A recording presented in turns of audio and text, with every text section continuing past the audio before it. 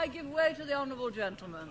There is no doubt that the Prime Minister has in many ways achieved substantial success for the economy. There is one statistic that I understand is not, however, challengeable, and that is that over her 11 years, the gap between the richest 10% and the poorest 10% in this country has widened substantially. That's right. How can she say at the end of her chapter of British politics that she can justify many people in a constituency such as mine being relatively much poorer off, much less well housed, and much less well provided than it was in 1979?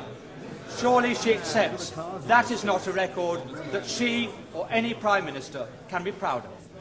Mr. Speaker, all levels of income are better off than they were in 1979. But what the honourable member is saying is that he would rather the poor were poorer, provided the rich were less rich. That way you will never create the wealth for better social services as we have. And what a policy! Yes, he would rather have the poor poorer, provided the rich were less rich. That is the Liberal policy. Yes, it came out. He didn't intend it to, but he did. I give way to the honourable gentleman. I'm extremely grateful. The Prime Minister is aware that I detest every single one of her domestic policies and have never hid that.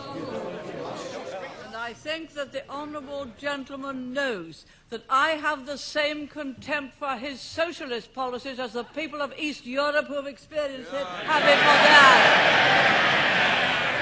I think I must have hit the right nail on the head when I pointed out that the logic of those policies are they'd rather have the poor poorer. Once they start to talk about the gap, they'd rather the gap was that. Down here. That. Not that.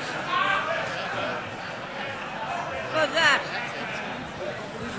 So long as the gap is smaller, they'd rather have the poor poorer. You do not create wealth and opportunity that way. You do not create a property-owning democracy that way.